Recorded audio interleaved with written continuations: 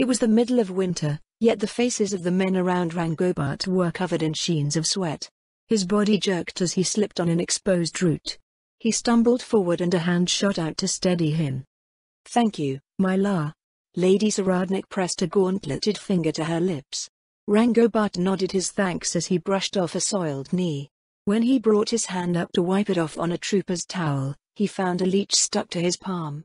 Then a huge bug randomly thought it was a good idea to fly right into his face out of nowhere.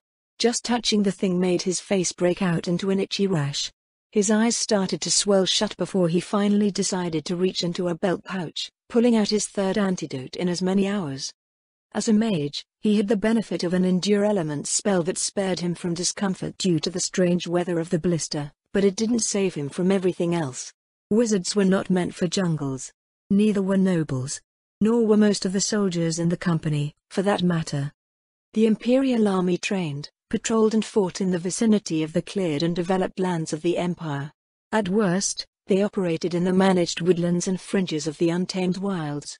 From the wizards to the clerics to the dismounted Imperial knights, their column was struggling to push through a snarl of tangled undergrowth beneath a canopy that seemed to actively choke out the daylight and trap them in a layer of sweltering humidity. The rogues were at least able to keep their balance in the muddy, rugged terrain, and the rangers seemed entirely unaffected. Rangobart jealously eyed the men screening ahead of them and to the sides as they effortlessly made their way forward. They made no sound, were difficult to spot, and showed no signs of fatigue. The animals, even the swarms of biting insects, seemed to leave them alone, to the resentment of everyone else. A sergeant from one of the ranger companies fell back to the head of the column, signaling for them to halt. He looked at Captain Germond and made another sign. The captain raised his hand and the company lowered themselves to the ground, grateful for the reprieve.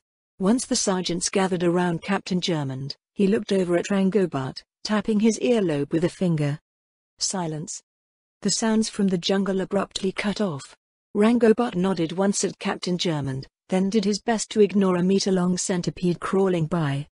"Let's hear it, Zint," Captain Germond said. "We're 500 meters out from one of the tribes the ranger squads couldn't break up safely," the ranger sergeant said. 4 dozen ogres with 3 times as many goblins. About 1 mystic for every 20. Can't tell what type. Wiping the soil between them flat with a boot, Sergeant Zint took an arrow shaft and started to describe the layout of the demi-human settlement. It was raised inside the bend of a 30-meter-wide river with waist-deep waters. Dozens of crude huts and tents radiated from a central fire pit. There were no defensive barriers, but the rangers had found and dealt with a few simple traps in the area, most of them pits or snares for game. "What about hunters and foragers?" Captain Germond asked. "Our squads are sweeping around for them on either side. We'll be across the river in less than half an hour." "Any strong demi-humans?" "We can't get close enough to tell for certain, but nothing that looks like a lord. No hobgoblins, either." "I guess we're up, then." Sergeant Zint left the column and Captain Germond looked back down to study the crude map drawn in the dirt. Though the 2nd Legion had Death Series servitors at its disposal, the blister was still roughly 7,500 square kilometers of dense, unexplored jungle. With the Legion's limited window of opportunity, the undead went back and forth as the army advanced, deployed against the groups of demi-humans, magical beasts and monsters that had the highest probability of inflicting serious casualties. Below that threshold were the targets left for the Imperial army to handle. Oddly enough, it was a familiar routine despite the unfamiliar environment. Squads cleared away small groups, companies attacked all but the largest tribes. The air wing used its mobility to get at hard-to-reach objectives and support the ground forces. Rather than concentrated, raw power, wide-scale power projection was what was required. The Imperial army excelled at this, and the men gradually applied their experience and training to the demands of the theater. The captain settled for an improvised crane wing, a tried-and-true formation favored by both Baharuth and Riestais. His dismounted cavalry squads, which were the bulk of the company, formed the 2 wings while Captain Germond and Rangobart's mages stood behind the heavy infantry of the center. Given that they were up against a demi-human tribe, it was probably overdoing it. At the same time, Rangobart couldn't see any disadvantages in conducting an organized attack. Captain Germond called the advance and their broad wedge crept forward in an admittedly less than ideal fashion over the treacherous terrain. It didn't take long for the settlement to notice the advancing spearhead. Cries of alarm rose from the goblins dwelling in their simple tents around the outskirts. Annoyingly, the goblins' immediate reaction was to fall back, denying Rangobart and his mages the opportunity to hit the mass of weak targets with area of effect crowd control spells. They started to consolidate around the ogres further inside the camp, filling the air with shrieks and howls. The ogres rose from their resting places, turning their befuddled gazes towards the advancing company. 200 meters from the enemy, Rangobart and the rest of the mages cast a series of defensive spells. Protection from arrows. Reinforce armor. Shield wall. 100 meters from the mass of excited demi-humans, Captain German slowed their advance. Crude arrows from goblin bows started to fall around them, bouncing off of the heavy infantry and their shields. A few stopped in midair, rendered impotent by the mage's defensive enchantments. Predictably, the ogres lost patience with the ineffective volleys of goblin arrows. Looks like they've taken the bait. Thumping footfalls grew closer as they advanced to meet the formation's spearhead with hewn branches the size of grown men. They raised their massive weapons in the air, jutting jaws grinning evilly in anticipation of the ensuing carnage. Brace. The men locked their shields together at the captain's command, activating Fortress. Savage swings powerful enough to send horses flying into the air utterly failed to budge the rank of disciplined soldiers. Dragon Fang thrust. Twin streaks of flame lit up the darkness as Captain German's strike went over the shields of his men and into the face of the nearest ogre. The demi-human's greasy hair exploded into a ball of fire. All across the line, spears lanced out from behind the shield wall to stab at their towering opponents. Stunned at the unexpected reversal, the ogres took a step back. Company, advance. For the Empire. The voices of the men rose up in a combined shout. Flare spells illuminated the surroundings. Step, thrust. Step, step, thrust. As the heavy infantry pushed the ogres back, the wings of the crane swept forward, creating an encirclement with the river on one side. Step, step, thrust. Step, thrust. Their formation steadily advanced against the demi-humans' disorganized attempts at resistance. Rangobart stepped over a dead ogre, ignoring the missiles stopping powerlessly in front of him as he focused on the activity beyond the front line. He narrowed his eyes when an ogre with a feathered staff appeared from behind a lean-to. Feathers ahead and to the right. Magic arrow. 2 blue-white bolts of light shot out from Rangobart's outstretched palm, flashing into the staff-wielding ogre. 8 more bolts followed as the other mages traced his attack, pummeling their target with unerring magical force. The ogre staggered back, dropping its staff. Magic arrow. The next volley sent it to the ground. Rangobart coolly scanned over the simple constructs of the demi-human settlement as the company pushed the ogres and goblins towards the murky waters. Steady. Don't push too hard, let the rangers do their thing. Another mystic was overwhelmed by a volley of magic arrows. The ogres were reduced to a third of their number while the goblins sending stones and arrows their way were starting to break. Splashing filled the air as demi-humans retreated into the river.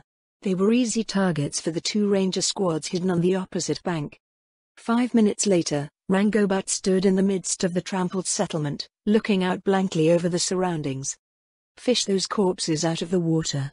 Let's not warn everyone downstream that we're coming.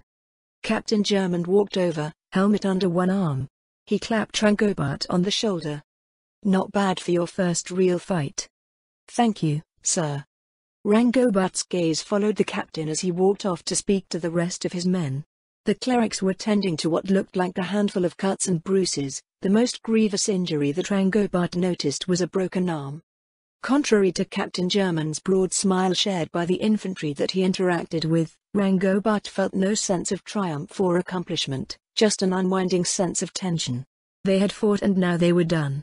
He looked from the captain to the infantry, then to the mages under him. The infantry had tired, yet satisfied looks as they worked together to get the demi-human corpses back to shore. The mages, however, wore expressions mirroring Rangobart's own feelings. None of them were tired. Each of them had cast a limited number of spells and about a quarter of those had been defensive enchantments. Recovering the mana used would take under 2 hours. Rationally speaking, He understood why this was. The infantry fought to end a battle as quickly as possible, while mages mostly held their power in reserve to eliminate critical threats and create openings for their company at opportune times. Endlessly blasting things like a wizard from some story wasn't a thing.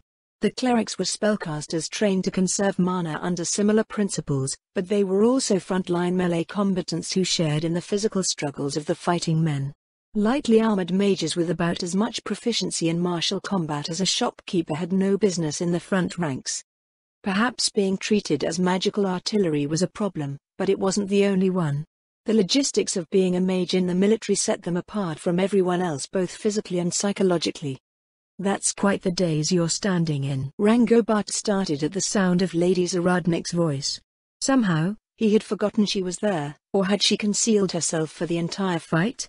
Her participation in the battle would have certainly resulted in a more flashy outcome. I was just thinking about what you said, my lady. About mages and the military, I mean. It goes much deeper than I thought it did. Things felt tense and I had a lot more to keep track of, but, in the end, each mage actually did less in this battle than they would on a regular patrol. That's an interesting observation, the noblewoman said. It's something I've seen before, as well. You have? Lady Zaradnik nodded, stepping in closer to make way for several soldiers checking through the nearby tents. It was something that used to happen in the Sorceress Kingdom's Adventurer Guild, she said. If parties prioritize mana efficiency, the mages can become detached, losing the general sense of camaraderie that comes from sharing similar trials.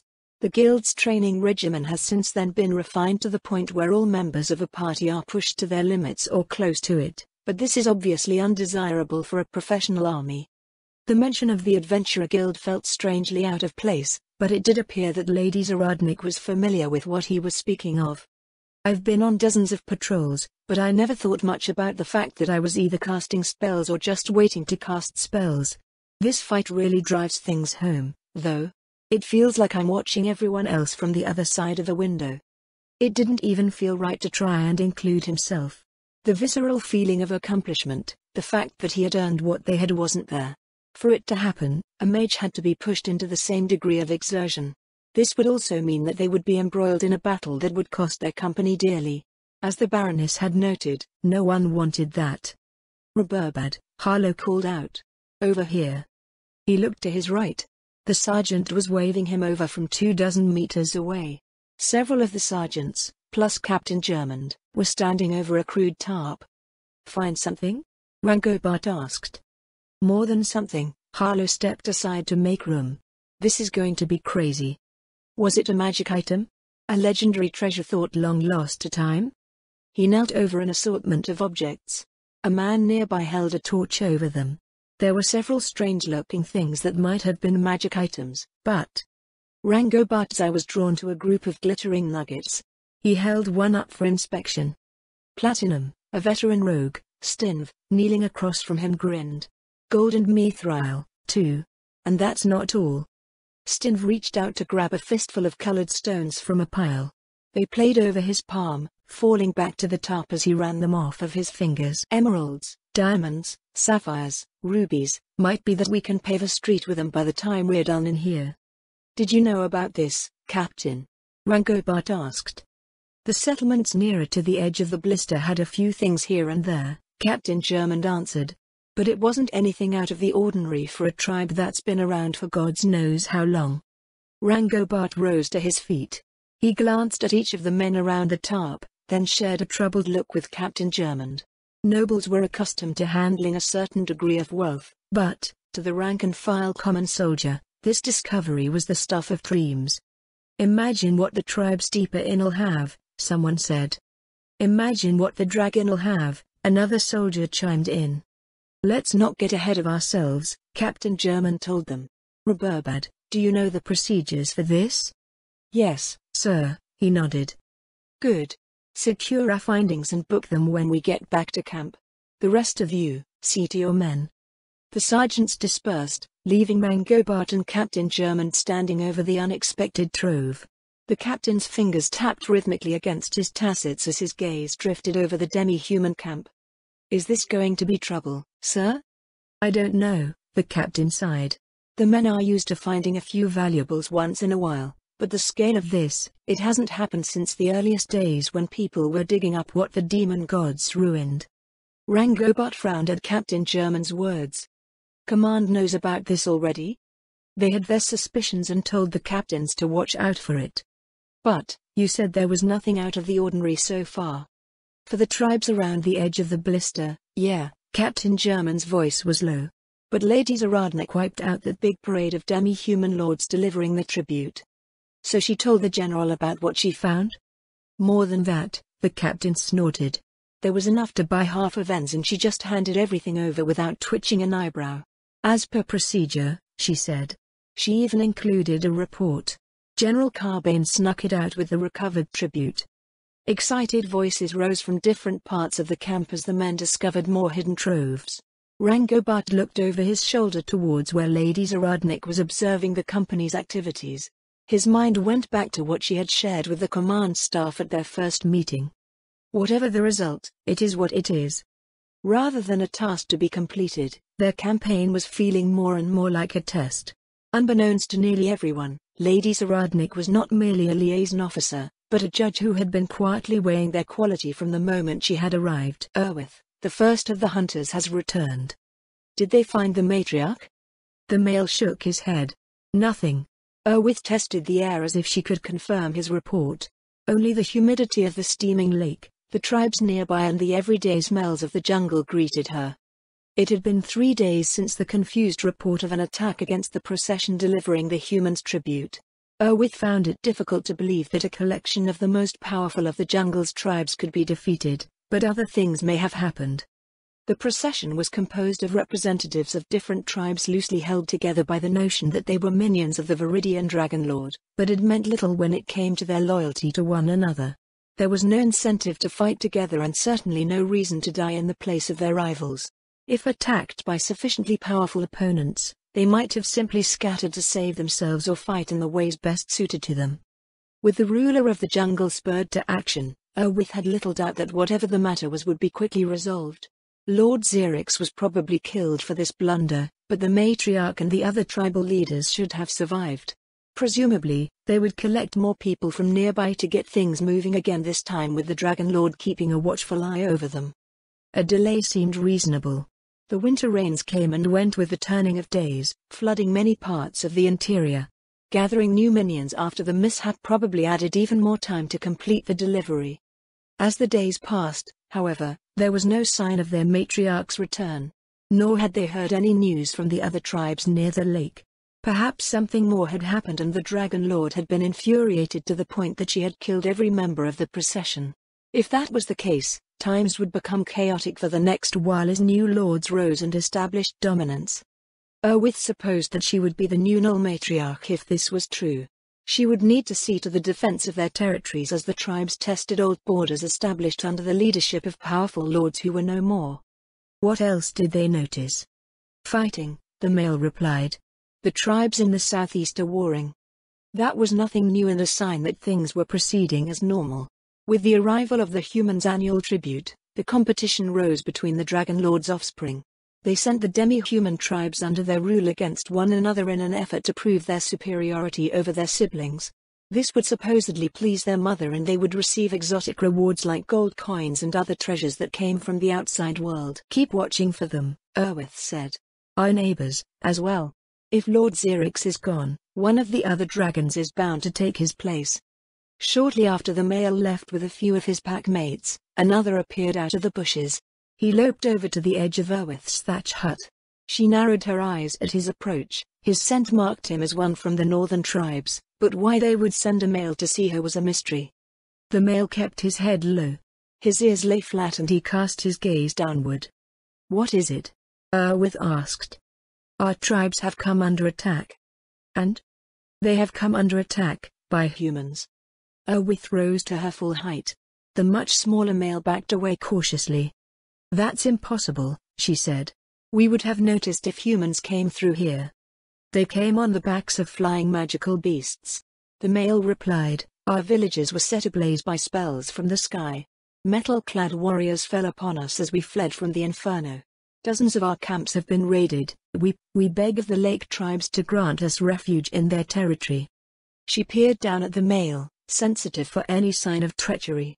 The tribes were already warring in the southeast. Were the dragons of the northern slopes plotting something against the lake tribes? They all seemed astoundingly quick when it came to exploiting shifts in power. "Where are your masters?" I don't know. We went to beseech their aid when the attacks started, but they weren't in their lairs. The humans attacked savagely and without warning. They don't even have any territory near ours. I do not understand what is going on." As with the male, it made little sense to Erwith. The humans had raised a large structure near the edge of the jungle to the southeast, but they did not dwell in the lands there. In the north, snow-capped peaks rose in stark relief to the plains on the other side, all but impassable to humans. There was no territory to contest, no raids to retaliate against. It seemed a purely random act of violence with no tangible gain. "You wish to cross into our territory, who speaks for you?" "No one." "No one?" Erwith snapped her jaws. "Well, your alphas should be away, but what about your mystics?" "Slain," the male visibly wilted. In the confusion of the attacks, the humans went after them first. "I understand challenging the warriors, but why the medicine women? Why the oracles? Why chase after the foragers and the pups?" Silence fell between them as Erwith struggled to comprehend what was going on. The humans were too strange, too different. It was said time and again that the dragons protected the jungle from the savage and pointlessly violent humans around them, but nothing of what a green dragon said could ever be trusted. There were tales of human hunters who shared the forests outside with everyone else, so the dragon's claim seemed yet another of their endless lies. "I will call the elders together," Erwith said. "You will share with them your tale." She sent out runners to contact the tribes around the lake. With the matriarch away, as well as the other alphas, it was Erwith's responsibility to oversee the lake tribes should anything happen. Lord Xerix had kept her in reserve just in case one of his siblings attacked while the other leaders were away. Her concern mounted as evening fell and more petitioners arrived even as the elders trickled in. Reports of other races on the move came from the borders of their territory. It was not just the gnolls being attacked. Hunters with flying companions confirmed dozens of trails of smoke rising from the jungle, finding destroyed settlements at their sources. Even if it was true that the humans were attacking, what was the purpose? The Viridian Dragon Lord did not care about minor raids and shifts in mortal power, but they would invite her wrath if it greatly affected the tribute that she received from the tribes. Yet another petitioner arrived. She bowed her head before the dozens of assembled elders. "This one is from the Running Paw tribe." "The Running Paw tribe?" Erwith's snarl mirrored the sharply rising anxiety of the assembly. The Running Paw tribe was from the foothills to the south. "Why yes," the female sent a nervous glance around her. "Something strange is going on. Other peoples are fleeing through our lands. Too many. All that we captured say that they have been driven from their homes." "By who?" "They do not know for certain, but they suspect that these attackers are humans. Warriors clad in metal, wielding shields and spears and blades of bright iron. With them are many pale-faced mystics, and..." The female swallowed and licked her jowls. Her shadow wavered with the light from the nearby bonfire. "The dead walk with them." A low murmur rose from the gathering, punctuated by nervous yips and growls. Erwith looked to several of those who had come from the north. "Are these the same humans?" she asked. "The warriors in metal sound like the humans who attacked us," one of them answered. "But the dead, we were not attacked by any undead. Our elders sent hunters to see whether the claims were true," the female from the Running Paw tribe said. "They came back with news of several tribes of these metal warriors coming towards our camps. We fled before they arrived." The incredulous voice of one of Erwith's druids rose from the right. "The Running Paw tribe did not fight to defend their territory?" "You do not understand." The female cried. "We tried. Our hunters fought as we ran, but there were so many and we had to defend our people at the same time. For every warrior that we strike down with an arrow, there are a dozen more and they have mystics to heal them. Besides, they have so many tribes and every tribe is 100 or more. How can one hold back a mudslide with their paws?" "They are not from here," an old hunter noted. "Surely the land will ensnare them.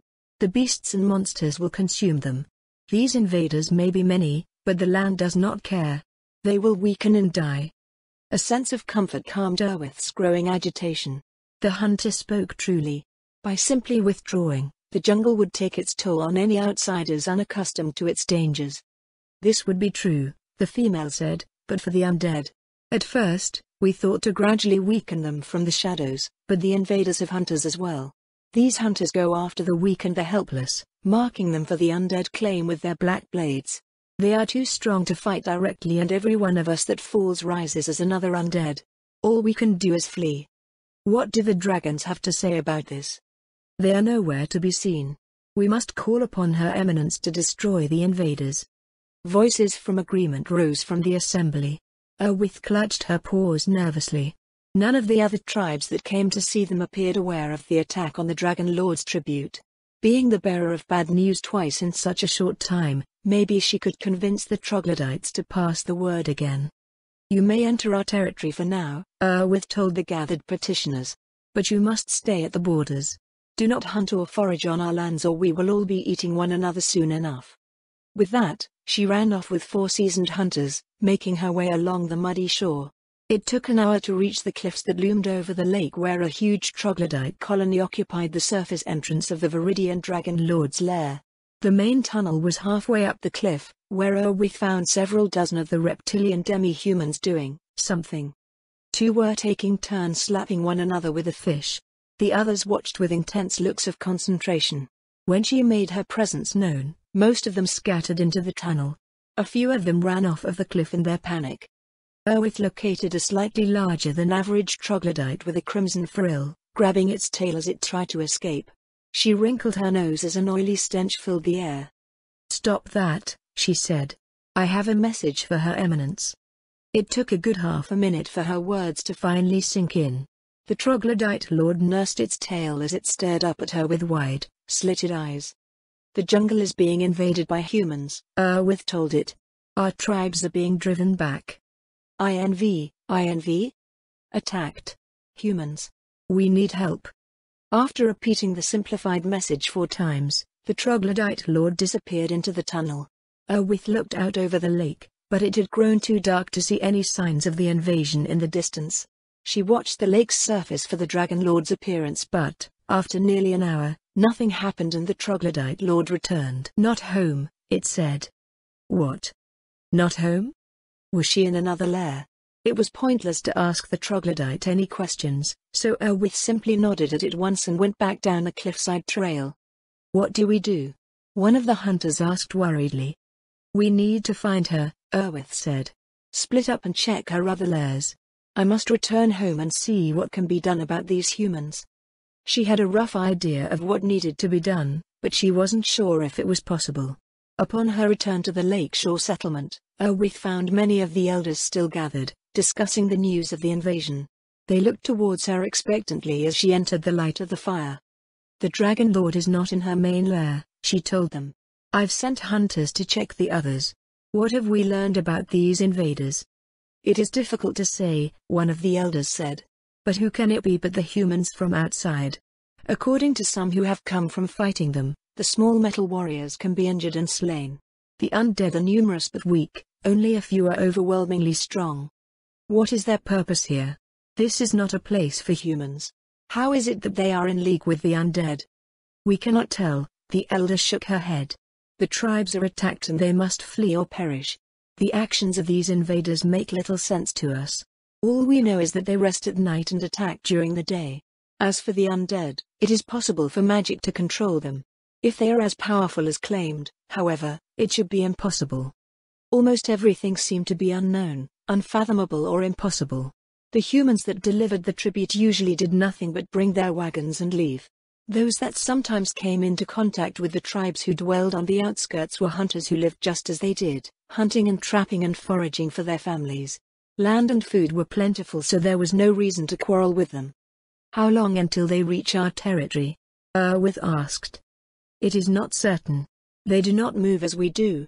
After a day of slow travel, the human tribes come together and build something like a village. Then they stay in that village until they have driven all of the tribes in the area away." Erwith scratched her ear, mind working to come up with a solution. "Then we must attack," she said.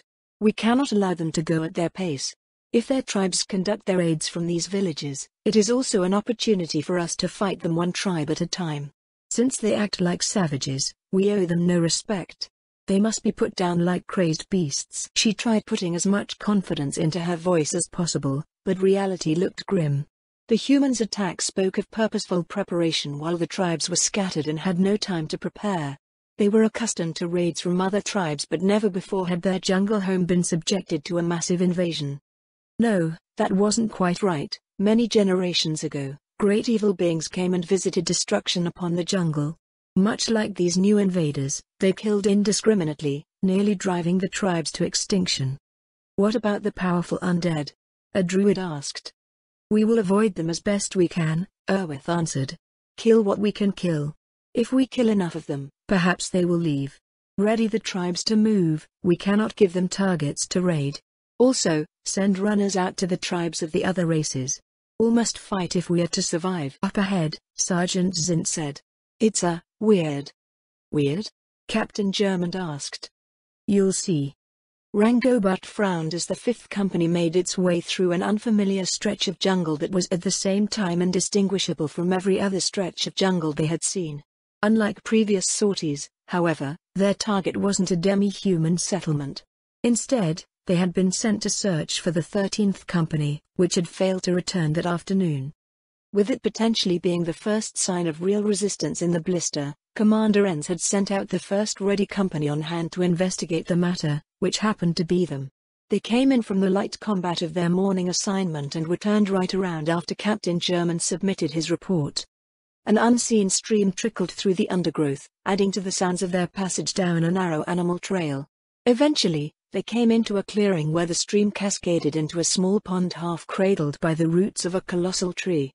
The fragrant scent of jungle blossoms filled the air and a rare slice of sunlight illuminated the jungle floor.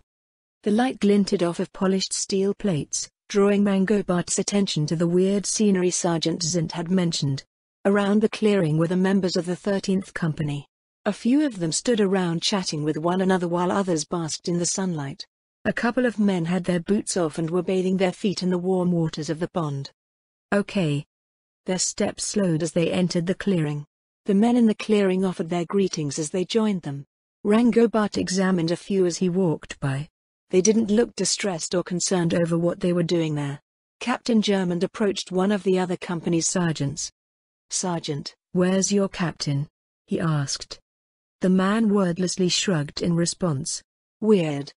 Rangobart made his way through the clearing, walking over to the base of the tree.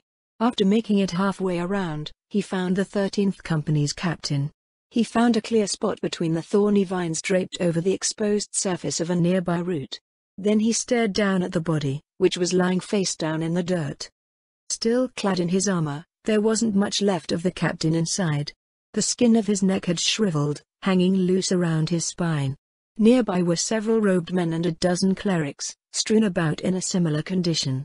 He sighed at the sight, wondering what he should do as he settled more comfortably in his seat. With things as they were, Rangobart had distracted himself from pursuing his family's wishes by keeping himself busy. He had to do something about it at some point, however. Not that he had any problems with Lady Zaradnik. In fact, it was quite the opposite. She was accommodating, yet stern. Exotic and beautiful, strong, intelligent and empathetic.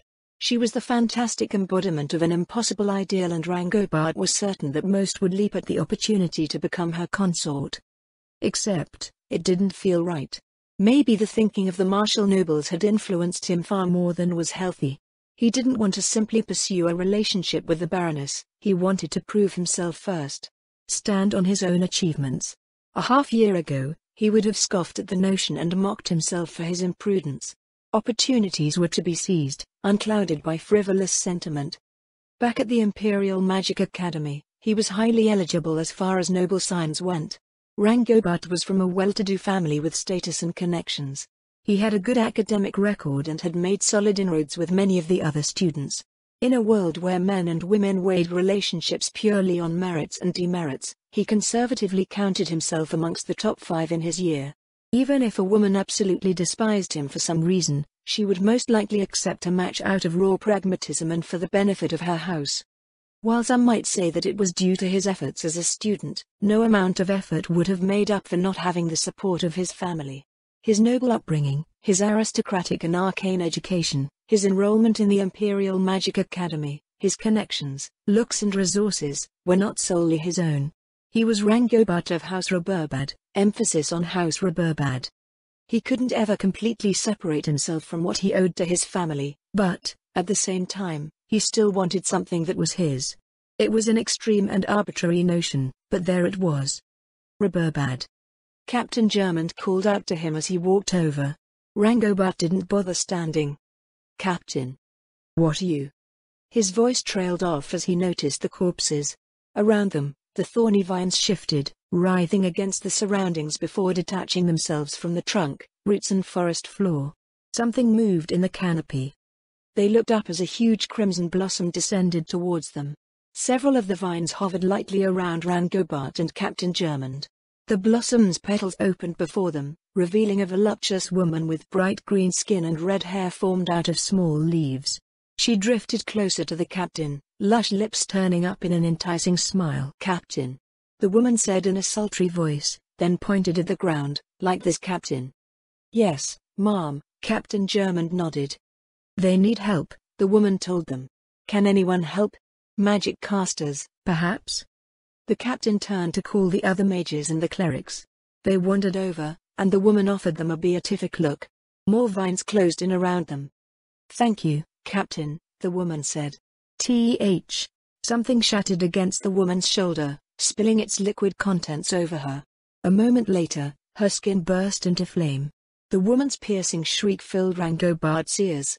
Another arrow struck her, adding to the growing blaze. The woman writhed frantically, swatting at the fires over her body and the withering petals of the giant flower. Yet another arrow streaked in, feeding the inferno with even more alchemist's fire. The stalk of the flower extended, moving the burning woman towards the pool. A figure in white dashed into the clearing and the blade of a glaive cut a shining arc through the streams of afternoon light. Trails of viscous liquid flew into the air as Lady Zaradnik's assault bit deep into the stalk of the flower. The woman shrieked again, pointing a finger at the Baroness. "Hold species." The glaive flashed again, removing the woman's outstretched arm. Half-burned face a mix of fear and confusion, the woman continued to scream wordlessly as thick vines rose around her. Two of them snaked up Lady Zaradnik's legs, only to phase through them as they tightened their hold. A freedom effect. As the Baroness defended herself from the assailing vines, Rangobart idly wondered where such a powerful enchantment had come from. Freedom was a fourth-tier spell. The clerics in their company had third-tier magic, at best. Charm species. The plant woman cast another spell. Again, it appeared to have no effect on Lady Zaradnik. More thorny tendrils shot out and a cloying odor filled the air as Lady Zaradnik's glaive worked to fend off the assault. Dozens of severed vines were strewn over the ground before the blossom closed around the plant woman and started to withdraw. Baroness Zaradnik's glaive flashed out, splitting into three and catching the blossom near its base. It smashed into the tree trunk, tumbling limply over the roots. A flask shattered against it, once again lighting the flower aflame. Lady Zaradnik didn't spare the growing blaze a second glance, jogging over to the captain and slapping him in the face. "What? Rouse your men," the Baroness told him. "They're still pacified. I'm not sure if you can do it for the 13th Company. If not, get your men to snap them out of it by Ha." A shimmering hemisphere briefly flashed around the Baroness. Rangobart stared as a long, black arrow spun to the ground. The next thing he knew, he was on the ground, mouth opened in a silent scream as pain lanced through his neck. "Get down." The captain's command came too late. Not that it seemed to help. Around the clearing, no one moved. Lady Zaradnik produced a round shield from her magical container, tossing it over to Captain Germond before turning to kneel beside Rangobart. Her dark gaze held his. "Can you understand me?" He could barely nod. "Hold still." Rangobart let out a gurgling noise as she snapped the arrow piercing his throat. He tensed in mute horror as he felt the shaft slide out of his neck. Fluid filled his windpipe, and he coughed weakly. His hand came up, and he felt warm liquid pulsing out from between his fingers. The wet fabric of his robe stuck to his skin. "Oh gods, I'm going to die." Something splashed into his face. The gaping wound in his neck closed. Several objects landed on his lap. Use another one if you need it. Get your defensive enchantments up. Help anyone you can reach. The shimmering hemisphere flashed around Lady Zaradnik again as another arrow bounced off of it. She turned to join Captain Germond, who was going from caster to caster, waking them from their stupor and pushing them down in between the tree roots. It was unnecessary for a few, as arrows had found them first and they ducked behind cover of their own accord. The clerics started tending to the wounded amongst them. Crawling forward on his hands and knees, Rangobat suddenly retched. His arms felt like water and he nearly went face first into his own mess. He rolled onto his back, weakly reaching for an antidote in his belt pouch as he struggled under his short, shallow breaths. Venom, too? Is putting an arrow in my throat not enough? Out in the clearing, arrows continued to fall. A few of the men had been struck, crawling their way towards the tree with arrows stuck in them.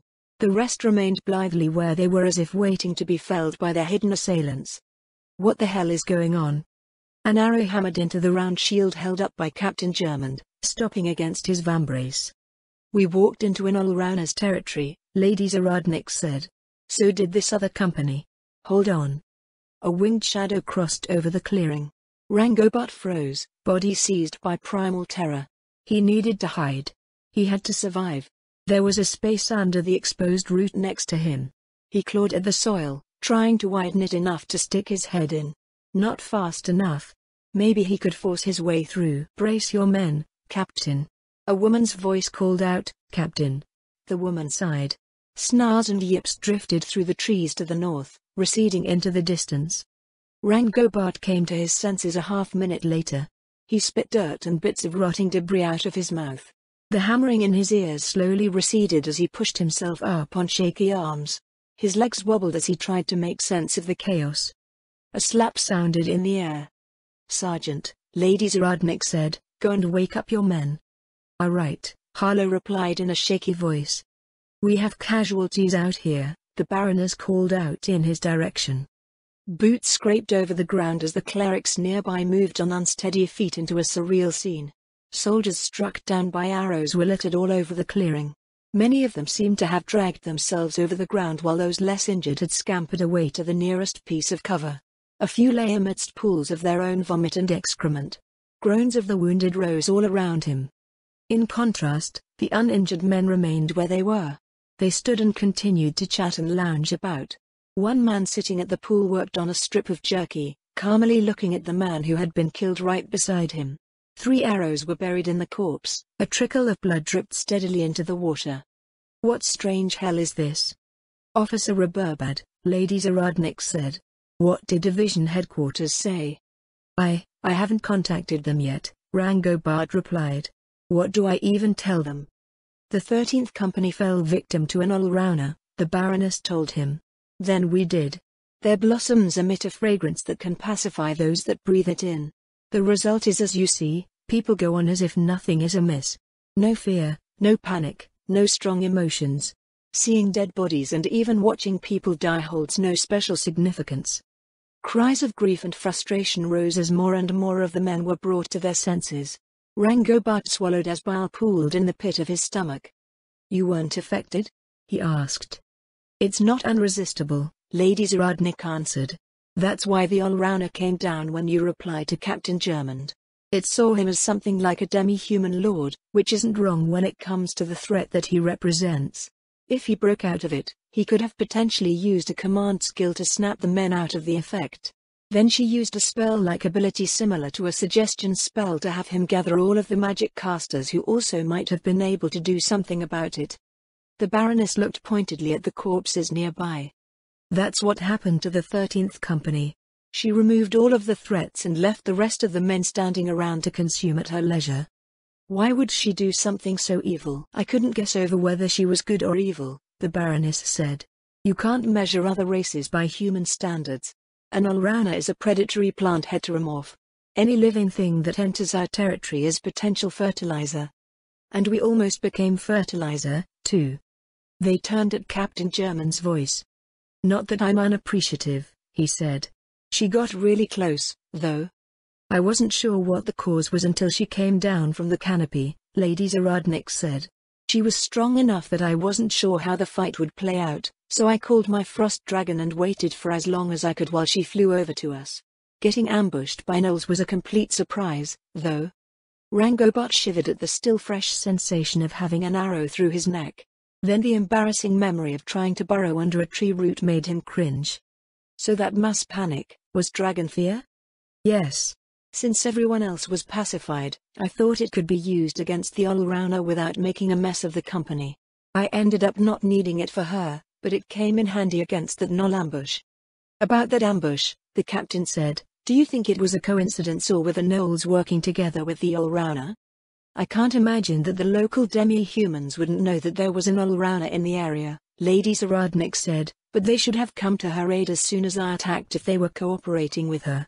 With the advance of the army, the gnolls probably saw it as an opportunity to deal with as many soldiers as possible. All they had to do was have someone watch for prey falling into her trap. I'm not sure how far they came from, but the gnolls might have gotten greedy. They saw one company get ensnared and might have been hoping for more before killing everyone, which is what happened." One of the sergeants called out to the captain. He turned one last look at Rangobot and Lady Zaradnik. "That dragon fear wore off a while ago," Captain German said. "Let's move before those gnolls reorganize."